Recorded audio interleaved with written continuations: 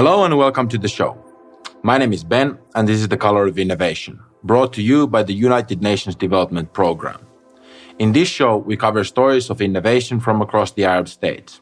In each episode, we examine some of the most pressing development challenges in the region through the voices of everyday people, social innovators, and of course, our colleagues who are pushing the boundaries of development to find new solutions.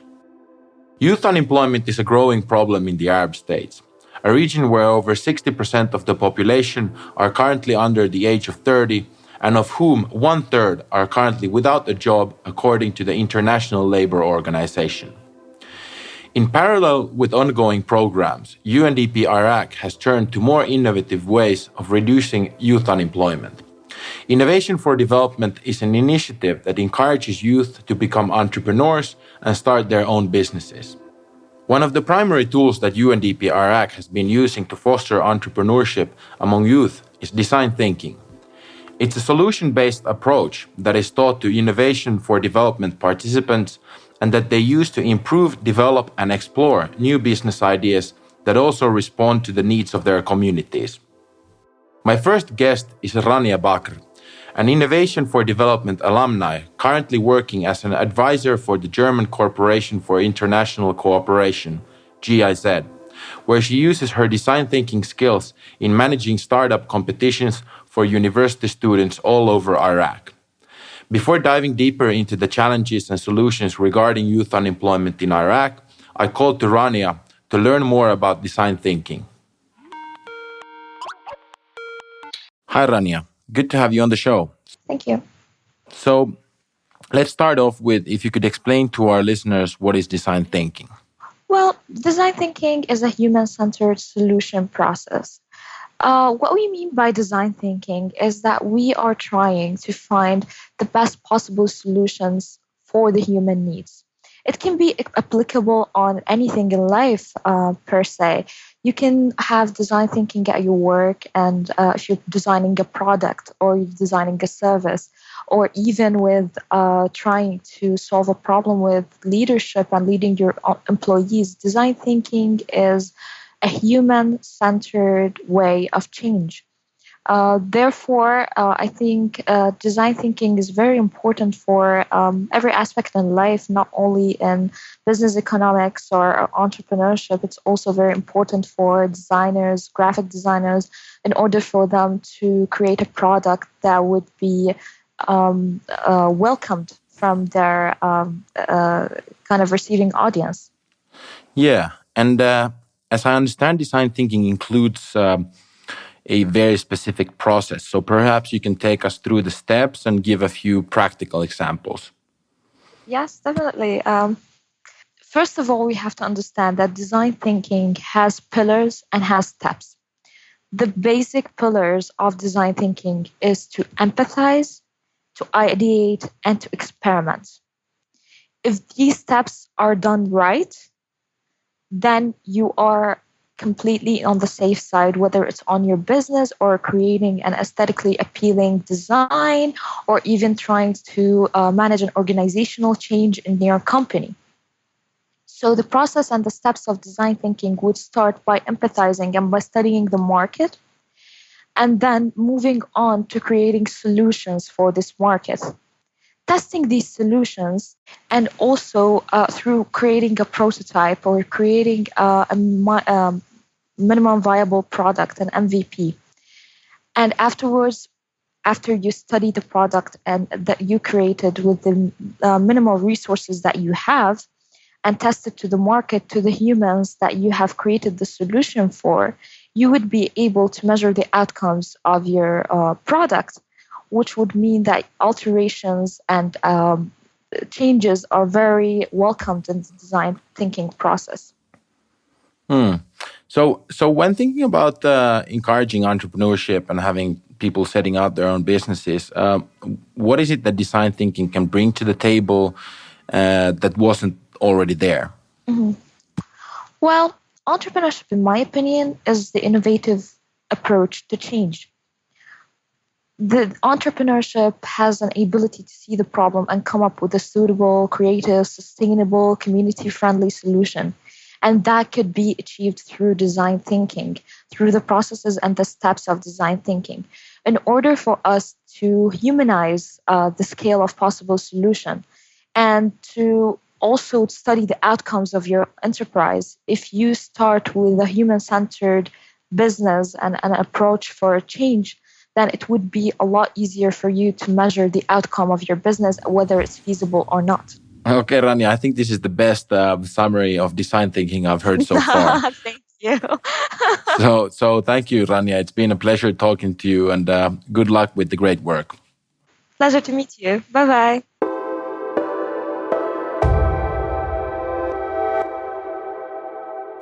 Like Rania, another graduate of UNDP Iraq's Innovation for Development program, who is also passing on the skills in design thinking, is Salih Mahmoud. Salih was one of the first participants in the Innovation for Development camps, and to address the needs of youth in Iraq, he decided to take matters into his own hands. Together with his friends, he set up a makerspace in Mosul that gathers youth and creative minds in Iraq to participate in tech-related workshops and events. I talked to Salih about his journey and how he views both problems and solutions in today's Iraq. So I'm here with Salih Mahmoud on the line. Welcome to the show. Welcome. Salih, before we go into the current situation in Iraq, perhaps we can talk a bit about what is Mosul Space and how you got started with it. I noticed that the education in university, it's not fit with the market. So I start with my friends, maker space. At that time, we didn't have any resources. We just bought some electronics online. We start having some events inside the university and in cafes and outside the university. But just 1 month, and then ISIS controlling Mosul. In 2015, then I met Innovation for Development team for the first time. The community inside innovation at that time gave me the power to do something. So then when Mosul liberated after 3 years, we decided to open physical space for people to be innovation hub, business hub, technology hub for people. We are focusing on introducing new technology to Mosul citizens, Mosul youth to use these technologies in their work and their businesses. The point is to interact it inside the community, to learn new things, learn a new perspective about thinking.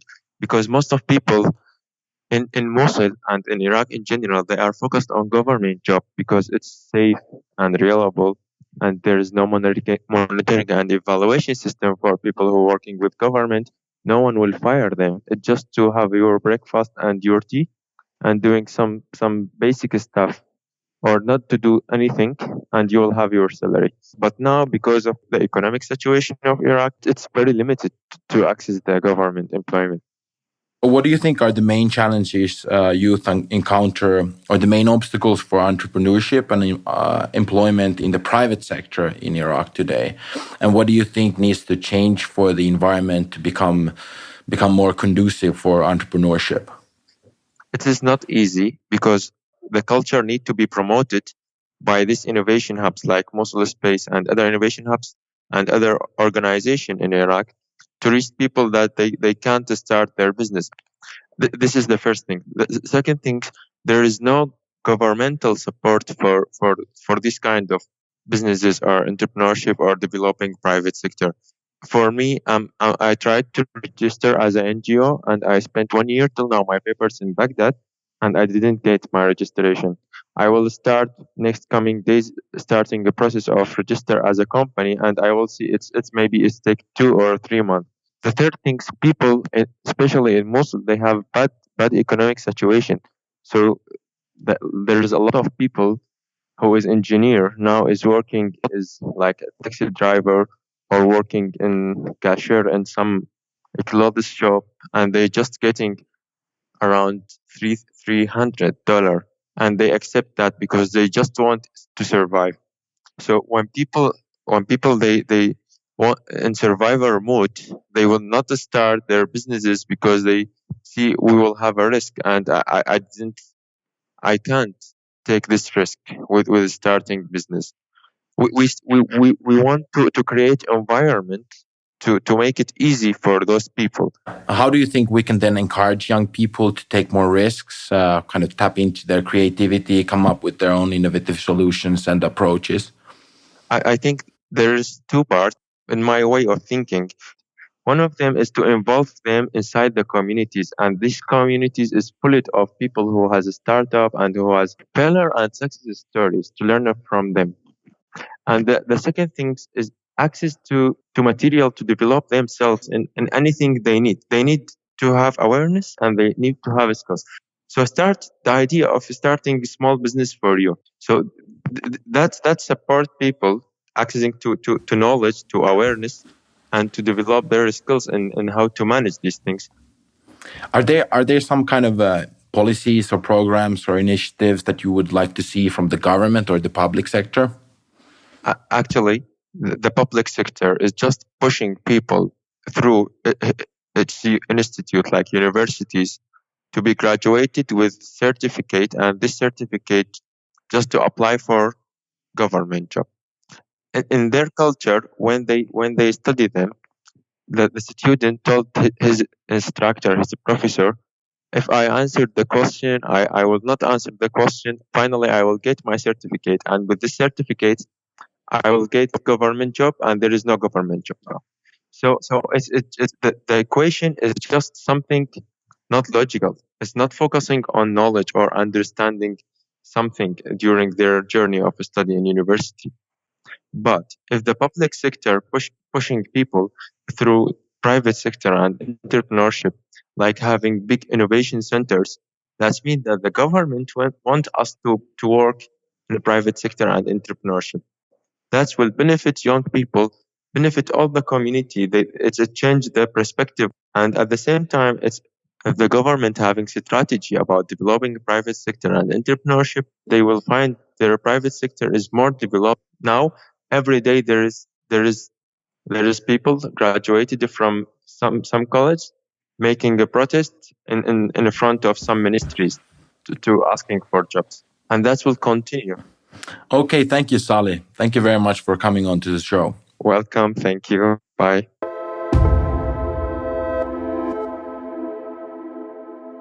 One of Salih's mentors is Dhafer Hasan, who is the project manager for UNDP's Innovation for Development and has been with the project since the very beginning, introducing design thinking to aspiring young entrepreneurs in Iraq. I met with Dhafer to talk more about their work in mentoring the youth and how he sees the project going forward. Hi, Dhafer, and welcome. So you've been working with the youth in Iraq now for quite some time, and we've already heard from a few of your former students. But from your perspective, what's the situation regarding youth unemployment in Iraq today? And what do you see as the main challenges for young people to enter into the job market? Yeah, actually, we have many challenges in this field. Employment rate is getting higher and higher, and it became that more likely to have private sector and other sectors jumping in and helping and supporting in creating more jobs and actually decent jobs, not only just for minimum like living. Young people today are more aware of their responsibility in generating jobs and starting up their own businesses compared to the old mindset, which is just like sitting at home and waiting for the government to provide you with decent jobs.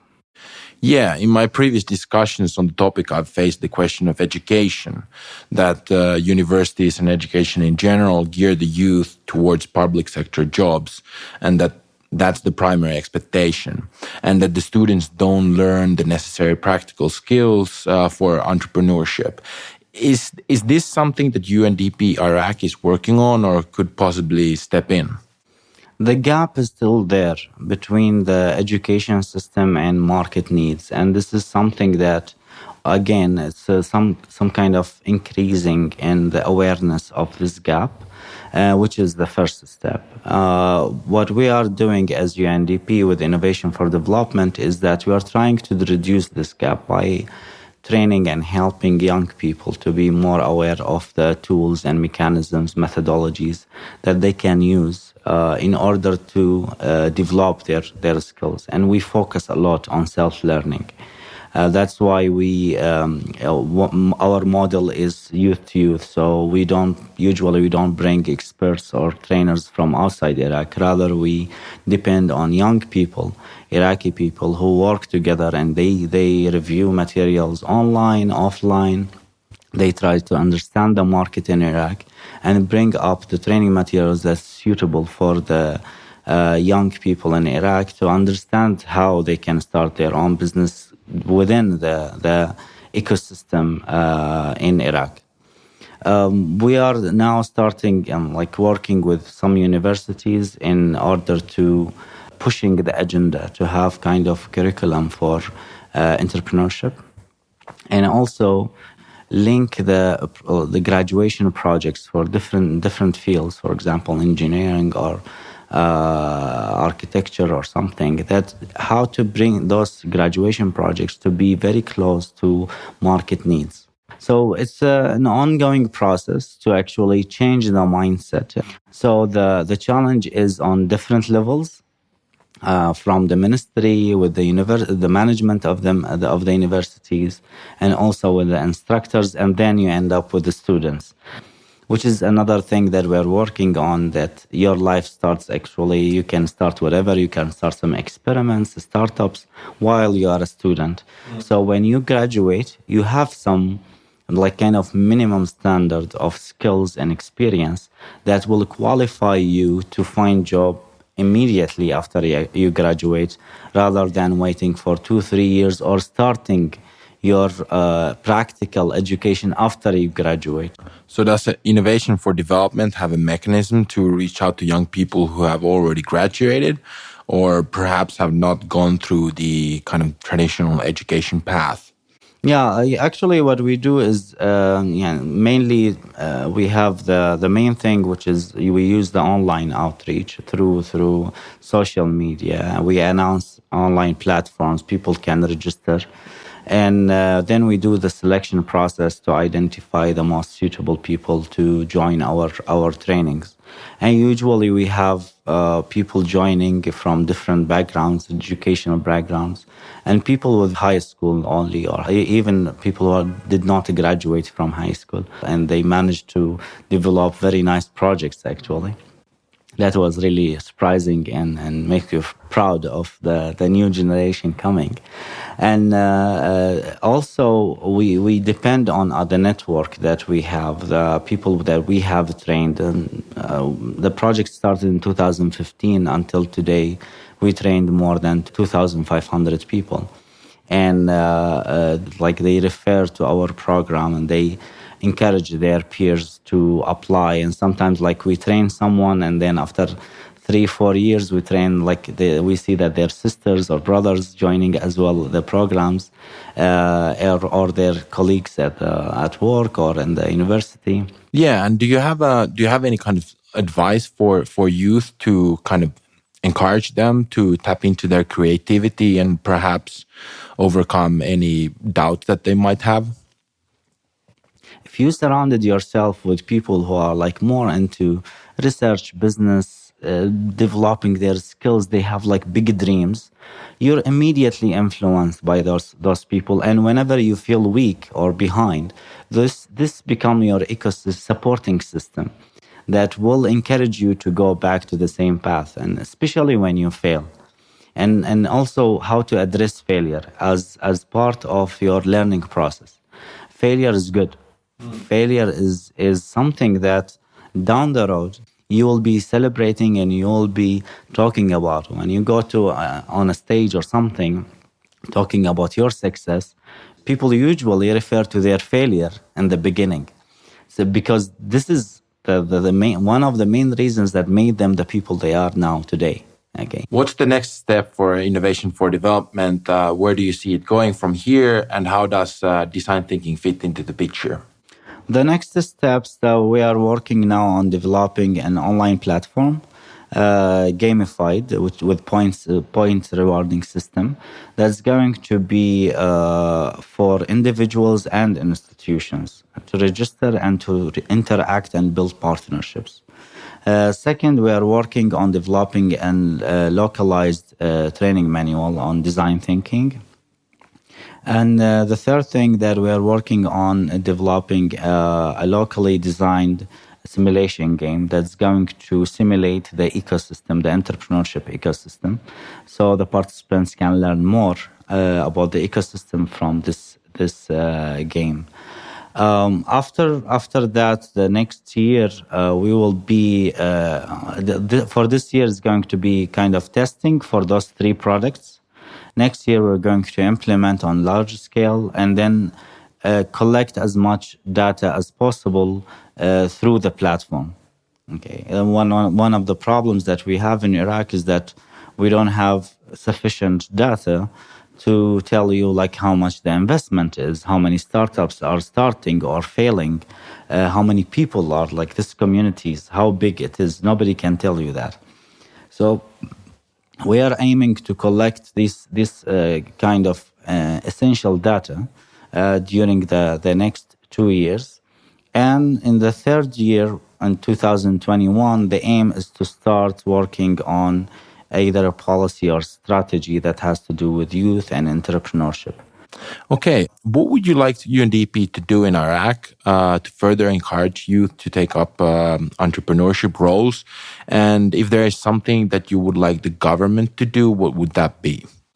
I think with UNDP can use the SDGs and the flag that we already have in hand to actually encourage the whole and build the ecosystem, build this connection among the companies, the banks, universities, organizations, and the government together in kind of like think tanks and activities and programs that will ensure kind of clear vision for the future, for the economic development.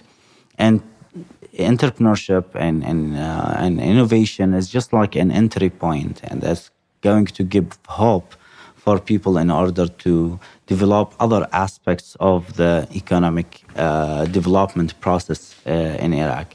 Okay, thank you, Dhafer. It's been great talking to you. And for us, that's all for now. Innovation for Development continues to promote entrepreneurship among the youth in Iraq, both through its camps and graduates such as Salih and Ranya, who are spreading the message of design thinking.